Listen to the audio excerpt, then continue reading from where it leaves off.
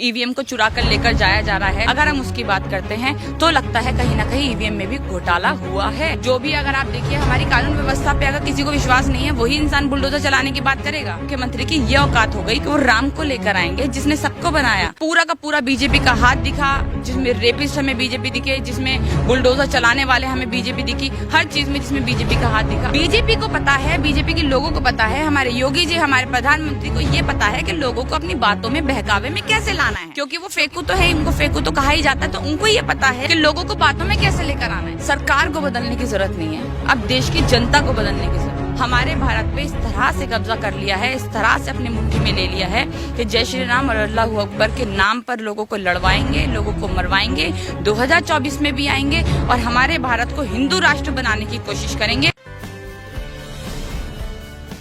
नमस्कार, मैं दानिश अंसार और आप देख रहे हैं पीआरवी। हमारे साथ बातचीत करने के लिए सोशल एक्टिविस्ट नेहा भारती जी मौजूद हैं, जो परिणाम सामने आए उत्तर प्रदेश चुनाव के लगातार तमाम मुद्दे पे अपनी राय बड़ी बेबाकी से रखती आई हैं। चाहे शिक्षा का मुद्दा हो, महिला का मुद्दा हो, तमाम मुद्दे पे बात रखी है। लेकिन अब जो चुनावी नतीजे सामने आए, तमाम मुद्दे धरे के धरे रह गए। क्या लग रहा है, क्या चल गया? बाकी सब तो चल गया, बाबा का बुलडोजर चल गया पूरा। मैं आपकी वीडियोस में सारी चैनल्स पे मैंने पहले भी कहा था कि अगर इस बार भी बीजेपी जीत जाती है तो कोई बहुत बड़ी बात नहीं होगी। हमें लग ही रहा था कि मुझे अब देखिए बिहार में भी एक टाइम ये था, हमने देखा कि बिहार में इतनी बुरी हालत थी जब सारे बिहार के लोग पैरों में छाले पड़ गए थे कोरोना से, जो उनकी हालत की गई बिहार सरकार द्वारा, वो हमने सब कुछ देखा। बीजेपी ने कोई साथ नहीं दिया, उनको कई सौ किलोमीटर चलकर पैदल आना पड़ा, कईयों ने अपनी जान गंवा दी। दिल्ली में जो रह रहे थे बिहार के लोग, वो अपनी जान गंवा बैठे, तब भी उन्होंने बीजेपी को ही जिताया वहाँ पर। तो उससे पता चल चुका था, उसी चुनाव में पता चल चुका था कि अब जो लोग हैं वो इस कदर उन चीज़ों में फंस चुके हैं जिसमें शायद बाहर नहीं निकल सकते। वो हिंदू मुसलमान की जो राजनीति है, जो हिंदू मुसलमान करके जब पहले बिहार में फंसे, वही यूपी में हमें हाल होना पता था, तय था।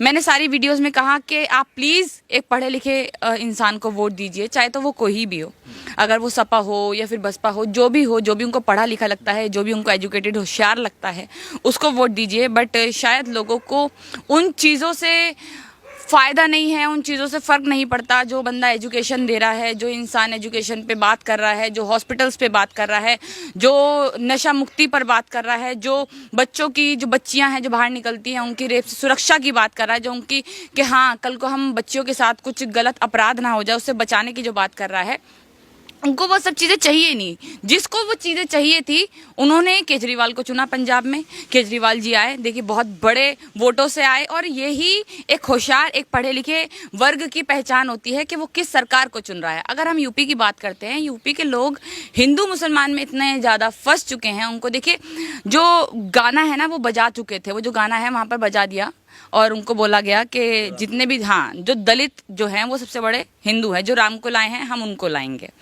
तो दलित लोगों को ऐसा लगने लगा कि हम तो सबसे बड़े हिंदू हैं, हम तो ठाकुर हैं, ब्राह्मण हैं। और उसके बाद पूरा का पूरा हमने देखा जो वोट बैंक है, पूरा दलित वोट बैंक जो आज तक बसपा के पास होता था, वो पूरा का पूरा बीजेपी को पड़ा। इनफैक्ट उन्होंने सपा को नहीं दिया, उन्होंने कहा कि सपा को नहीं देंगे, हम यादवों को नहीं देंगे, हम पूरा का पूरा वोट उन्होंने बीजेपी को दिया। तो अगर हम इस तरह की चीज़ें देखते हैं, हिंदू मुसलमान की राजनीति देखते हैं, उसके बाद हम देखते हैं कि बीजेपी दोबारा से यूपी में अपनी जगह बनाने के लिए जो है कामयाब हुई। योगी जी जो है, जो बुलडोजर की बात करते हैं, जिस इंसान को, जिस मुख्यमंत्री को हमारी कानून व्यवस्था पे ही शक है, जिस इंसान को बुलडोजर चलाने की आदत हो, जो भी, अगर आप देखिए हमारी कानून व्यवस्था पे अगर किसी को विश्वास नहीं है वही इंसान बुलडोजर चलाने की बात करेगा। नहीं तो हमने देखा है बाबा साहेब हमेशा कहते थे, उन्होंने हमेशा कहा कि हाँ शिक्षित बनो, संगठित रहो। उन्होंने हमेशा इसी बात को कहा कि आप शिक्षित बनिए और उस तरह आगे चलिए। उसके बाद उन्होंने कानून बनाया तो उनको ये था कि हाँ जो हम कानून बना रहे हैं उससे किसी के साथ कोई अपराध हो, गलत हो, तो हमारे संविधान के तहत उसको सजा मिलेगी, कि हाँ हमारे कानून के तहत उसको सजा मिलेगी। उत्तर प्रदेश के चुनाव में मुद्दे पे वोट नहीं हुआ, जो कि शिक्षा, रोजगार, इन मुद्दों के साथ जनता बीजेपी के साथ नहीं। देखिए मुद्दे तो थे ही नहीं, मुद्दों पे वोट होना बनता ही नहीं था, क्योंकि मुद्दे पे थे ही नहीं, मुद्दे थे ही नहीं वहाँ पर। अगर हम बात करते हैं मुद्दों की, तो मुद्दे थे दिल्ली में, मुद्दे थे पंजाब में। मुद्दा ये था वहाँ पे पंजाब में जो अभी इलेक्शन हुए, दिल्ली के इलेक्शन तो खैर पहले की थे, खत्म करते हैं। अगर हम पंजाब की बात करते हैं तो पंजाब में ये मुद्दा था कि वहाँ पर ये देखा गया कि हाँ जो नशे की लत है, जो उसे खत्म करेगा वो कौन करेगा, जो एजुकेशन है उससे अच्छा जो करेगा वो कौन करेगा। उसके बाद हमने देखा कि बीजेपी पे भरोसा जताया है ना, तो फिर क्या दिक्कत? तो मैं वही बता रही हूँ कि उन्होंने वहाँ पर ये देखा। पर यहाँ पर क्या देखा गया, हमने यूपी इलेक्शंस में सिर्फ एक ही चीज़ देखी है शुरू से लेकर आज तक, और वो चीज़ है हिंदू मुसलमान। हिंदुओं को कैसे बचाना है, मुसलमानों को कैसे मारना है, मुसलमानों के साथ किस तरह से अपराध करना है, उन पे हमने ट्रिपल तलाक की बात देख ली, हमने 370 की बात वहाँ पे सारी देखी। देखिए मुझे लगता है कि सारी हिंदू मुसलमान की बात करने के लिए सिर्फ कुछ ही राज्य बचे हैं, अब शायद ये यूपी, बिहार, उत्तराखंड, यहाँ पर सारे हिंदू मुसलमान की। देखिए दिल्ली में जब चुनाव होते हैं तो दिल्ली में ऐसे लोग नहीं रहते, दिल्ली में इतनी होशियार जनता रहती है, जब करंट दबाने की बात होती है तब भी केजरीवाल को चुना जाता है। पर हमने उस तरफ देखा, यूपी में देखा कि हमेशा हमने एक ही चीज देखी कि भैया कौन सा बड़ा हिंदू है, कौन सा छोटा हिंदू है, कौन से राम को लाया। मतलब अब हमारे मुख्यमंत्री ही चले कह दीजिए, अब उस मुख्यमंत्री की ये औकात हो गई कि वो राम को लेकर आएंगे, जिसने सबको बनाया, जिसने पूरा वर्ल्ड चला रहे हैं, हमारे राम हो, अल्लाह हो, कोई भी नाम दे दे उनको। मतलब अब हमारे योगी जी आएंगे और हमारे राम को लेकर आएंगे। क्यों? क्योंकि उन्होंने एक मंदिर बना दिया जिसका वो अपनी राजनीति के लिए यूज कर रहे हैं, सिर्फ राजनीति को, उसको राजनीति के लिए चमका रहे हैं राम मंदिर को। देखिए उनमें से एक भी इंसान जो कि राम राम कहकर वोट डाल रहा है, जो जय श्री राम करके लोगों की मॉब लिंचिंग कर रहा है, जो किसी की गलत पिक्चर्स, लड़कियों की गलत पिक्चर्स, क्योंकि वो मुसलमान है, वहां पर एक इस तरह की वेबसाइट बनती है, उनकी पिक्चर्स लीक होती है। अगर वो इंसान राम राम के नाम पर ये सब कर रहा है तो आप ये सोचिए कि वो इंसान की मेंटेलिटी, वो इंसान की सोच कितनी घटिया, कितनी वाहियात होगी। वो इंसान, मैं ये सोचूंगी कि वो इंसान अगर इतना ही राम राम कर रहा है तो राम मंदिर जो बना है, राम मंदिर में एक बारी जाकर दिखाए। वही इंसान, मैं नाम नहीं लेना चाहूंगी आपके सामने, बहुत बड़ा वोट देकर बीजेपी को लाए हैं वो लोग, और शायद उनको अगर अपनी हाथरस में जो बेटी के साथ हुआ, अगर उनको अपनी बेटियों के साथ चिंता होती, जो हाथरस में देखा हमने, बहुत सारे ऐसे कांड देखे हमने जिसमें पूरा का पूरा बीजेपी का हाथ दिखा, जिसमें रेपिस्ट हमें बीजेपी दिखे, जिसमें बुलडोजर चलाने वाले हमें बीजेपी दिखी, हर चीज़ में जिसमें बीजेपी का हाथ दिखा। पर फिर भी अगर वो लोग बीजेपी को चुनकर ला रहे हैं तो ये समझ लीजिए देश बहुत खतरनाक और बहुत खतरे में है, बहुत ही खतरनाक हाथों में है, जिससे आगे आने वाले 2024 के चुनाव पर बहुत बुरा असर पड़ने वाला है। 20 और हिंदुत्व मॉडल के साथ चलेगा, यही कहेंगे आप? वही हो गया, सही बात है, जो कहा था कि हाँ 80 बनाम 20 वही हो गया। अब वही देखने को मिला हमें, जो कि बहुत बुरा था, बहुत ही खराब था। पर मैं फिर भी ये कहूंगी बीजेपी की इसमें कोई गलती नहीं है। देखिए बीजेपी की कोई गलती है ही नहीं, बीजेपी को पता है, बीजेपी के लोगों को पता है, हमारे योगी जी, हमारे प्रधानमंत्री को ये पता है कि लोगों को अपनी बातों में, बहकावे में कैसे लाना है, क्योंकि वो फेंकू तो है, उनको फेंकू तो कहा ही जाता है, तो उनको ये पता है कि लोगों को बातों में कैसे लेकर आना है। राजनीति करने वाले लोग, देखिए मैं, ये सब बहुत बातें चल रही है और मैं खुद भी कहना चाहूंगी, शायद अब सरकार को बदलने की जरूरत नहीं है, अब देश की जनता को बदलने की जरूरत है। देश की जनता, हमारे भारत की जनता हिंदू मुसलमान में इतना डूब चुकी है कि उनको बाहर निकलना, वो ये है कि वो मछली होती है ना एक तरीके से, कि पानी में रखो जब तक वो तैर रही है, तो हिंदू मुसलमान का पानी बना रखा है उन्होंने वहाँ पे, जैसे ही बाहर निकालोगे वो उन लोगों को लगता है हम खत्म हो गए, हम मर चुके हैं, हमारी ज़िंदगी में अब कुछ है ही नहीं। तो अगर आप इस तरह की बातें हमारे भारत में अगर हो रही है, लगातार हिंदू चल रहा है, लगातार मुस्लिम चल रहा है, लगातार राम को लाने की बात हो रही है, लगातार अल्लाह को पिछाड़ने की बात हो रही है, लगातार काटने की बात हो रही है, लगातार बुलडोजर चलाने की बात हो रही है, फिर भी आप इस सरकार को लेकर आते हैं, तो इसका मतलब ये है कि बीजेपी में खोट नहीं है। बीजेपी तो अपनी तरह से चल रही है। लोग जो है, जो बीजेपी को वोट दे रहे हैं, जो हिंदू मुसलमान की राजनीति को सोच कर जो ये चाहते हैं कि मुसलमानों के साथ बुरा हो जाए तो हमारा भला हो जाएगा, उन लोगों की सोच में खोट है। तो अगर योगी जी तो कहते हैं कि हम आई लव यू मुसलमान को कह रहे हैं कि हम प्यार करते हैं भाई, हाँ वो हमें उनका बहुत बहुत अच्छे से प्यार दिखता है, हमें योगी जी का नहीं, हमें अमित शाह जी का, हमें हमारे मतलब प्रधान सेवक, जो जिसको परिधान सेवक, जिसको मतलब पूरे हम केंद्र की हम बात करें जिसमें उनकी सरकार है, हमारे प्रधानमंत्री जी, अगर हम उनकी बात करें तो उनको भी मुसलमान में बहुत प्यार दिखता है। कोई किसी को मार रहा है, कोई बम फोड़ रहा है, कुछ भी, तो उसको वो पहचान जाते हैं कि हाँ भाई ये तो कपड़ों से पहचाना जा सकता है, कपड़ों देखो और कपड़ों से पहचान लो। हमने देखा कि करंट दबाकर मुसलमानों को मारने की बात कर रहे हैं, हमने देखा कि लगातार मॉब लिंचिंग के लिए इनके जो नेता है, खुद के नेतागण, वो ये बोल रहे हैं कि भैया जो करना है करो, हम पीछे हैं, कोई कुछ नहीं होगा। हम ये देख रहे हैं कि पुलिस अगर इनके हाथ में है तो वो खुद पत्थरबाजी कर रही है और दंगाई जो है उनके साथ पत्थरबाजी कर रही है। हमने ये देखा कि उन्होंने, इनके खुद के नेता जो है, उन्होंने ये बोला, विधायक जो है बड़े बड़े, उन्होंने ये बोला है कि भाई अगर तुम बीजेपी को वोट नहीं देते, अगर तुम किसी और पार्टी को वोट देते हो, सपा को देते हो, किसी को, तुम्हारे अंदर मुसलमानों का खून दौड़ रहा है। अगर हम ये सारी चीजें देखते हैं, अगर हमारे योगी जी ऊपर से देखकर खुश हो रहे हैं, बुलडोजर देखकर, वो लगातार लोगों को मरवाने की, काटने की बात कर रहे हैं, और ये भी बात कर रहे हैं कि अगर किसी ने कुछ अपनी बात बोलने की कोशिश करी या जुबान खोलने की कोशिश करी तो लगातार ये धमकियां दी जा रही हैं चुनावों में कि उसके बाद जब हमारे, मतलब क्योंकि इनको पता है कि हमारी सरकार तो आएगी, ईवीएम बहुत सारी पकड़ी गई, ऑडियो बहुत सारी पकड़ी गई, वो सारी चीज़ें जब देखी गई, हमने ईवीएम की देखी, और लगातार हम देख ही रहे हैं, गोदी मीडिया पे भी चल रहा है ईवीएम का, तो हम सोशल मीडिया की बात नहीं करें, गोदी मीडिया पे भी चल रहा है।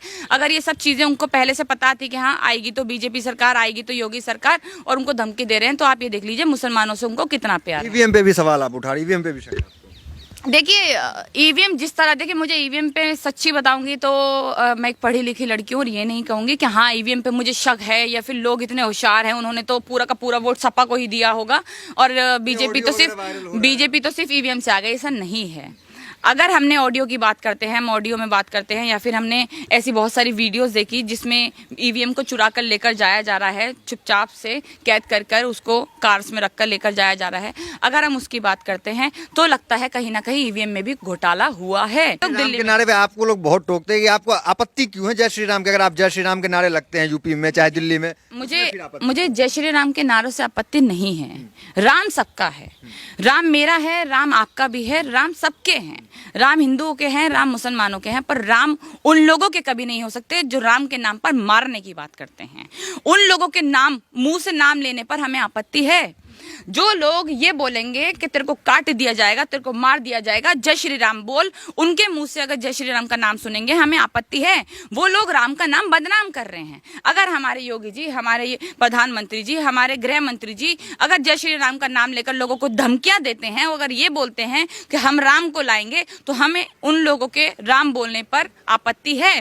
बिल्कुल आपत्ति होनी चाहिए, क्योंकि राम किसी के बाप के नहीं है। पहली बात, राम जो हैं वो एक ऐसे इंसान थे जो, मतलब जिनकी बात, नाम लेना तो छोड़ो, जिनका जिक्र करना भी इनके लिए शायद बहुत बड़ी, एक तरीके से इन गंदे लोगों के लिए अगर उनका मुंह पे नाम आ रहा है तो शायद उनके लिए बहुत, हमारे लिए बहुत पाप की बात है कि इन जैसे गंदे लोगों के मुंह पे राम का नाम आना भी नहीं चाहिए। वो मर्यादा पुरुष, वो एक स्त्री के लिए पूरी लंका को उन्होंने जला दिया, एक स्त्री के लिए इतना कुछ किया है उन्होंने, सीता के लिए, सीता माँ के लिए इतना कुछ किया। तो अगर हम यहाँ पर देखते हैं, ये वो लोग हैं जो चीरहरण करते हैं, जो औरतों की साड़ियां उतारते हैं इलेक्शन में, जो साड़ियां खींचते हैं, जिनके खुद के मंत्री जो है रेप के आरोप में अभी तक अंदर जेल में पड़े हैं। इनके खुद के जो लोग हैं जो कहते हैं कि बलात्कार हो गया तो कुछ नहीं, कोई बात नहीं, मचल जाता है दिल। अगर इस तरह की बातें वो लोग करते हैं तो हमें उन लोगों के राम के नाम लेने से आपत्ति है। और मुझे ही नहीं, हर देशवासी को, जो भी राम को सबका मानता है, राम को इन गंदे लोगों को नहीं मानता, उन लोगों को जय श्री राम नाम लेने पर इन गंदे लोगों से आपत्ति होनी चाहिए। देखिए हम हर चीज कहेंगे, ये मेरा है, ये मेरी सोच है, ये मेरी समझ है। अगर हम जय श्री राम बोल सकते हैं तो मेरी सोच, मेरी समझ और मेरी चॉइस है कि मैं अल्लाह अकबर भी बोल सकती हूँ। वो सभी बोल सकते हैं। अगर आप जय श्री राम बोल रहे हैं या आप अल्लाह अकबर बोल रहे हैं तो वो आपकी अपनी पॉजिटिविटी है कि आप जय श्री राम बोलना चाह रहे हैं या नहीं बोलना चाह रहे। ये लोग कहते हैं, देखिए आप भी तो मुसलमान है ना, ये लोग कहते हैं कि भैया जय श्री राम का नाम नहीं लेते। आप भी तो कई बार मुझसे जय श्री राम का नाम ले चुके हैं यहाँ पर। तो वो आपकी अपनी चॉइस है कि आप नाम लेना चाह रहे हैं, नहीं लेना चाह रहे। ये लोग तय नहीं करेंगे कि हम जय श्री राम का नाम ले या ना ले, या अल्लाह अकबर बोले या ना बोले।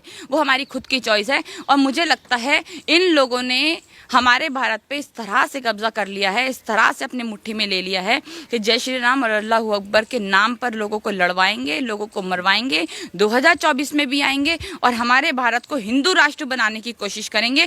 पर जब तक हम जैसे लोग हैं, जब तक सोशल मीडिया चैनल्स हैं जो सच्चाई पर बात करता है, अगर वैसे लोग जब तक हैं, तब तक हम भारत को हिंदू राष्ट्र कभी नहीं बनने देंगे। ये भारत सबका है, ये भारत हर जाति हर धर्म का है। यहाँ पर बहुत सारी अनेकों भाषा बोलने वाले लोग रहते हैं, यहाँ पर बाहर के भी लोग रहते हैं जो बाहर के देशों से आए हैं, यहाँ पर सब लोग रहते हैं और ये देश हमेशा सबका रहेगा। कभी भी अगर इनके दिमाग में ये बात आती है कि हम भारत को हिंदू राष्ट्र बना लेंगे तो ऐसा इनके सपनों में भी नहीं हो सकता। क्या लग रहा है 24 का रास्ता तो साफ लग रहा है, आप भी हताश दिख रही हैं? मैं हताश बिल्कुल नहीं हूँ। देखिए हमने तो पहले, हम शुरू से ही कहते आ रहे हैं कि भैया इनका जो इनकी सोच समझ समझ है वो लोगों की वो बहक चुके हैं, बिल्कुल बहक चुके हैं। जब बिहार में ला सकते हैं तो हम कैसे मान लें कि यूपी में नहीं जीतेंगे?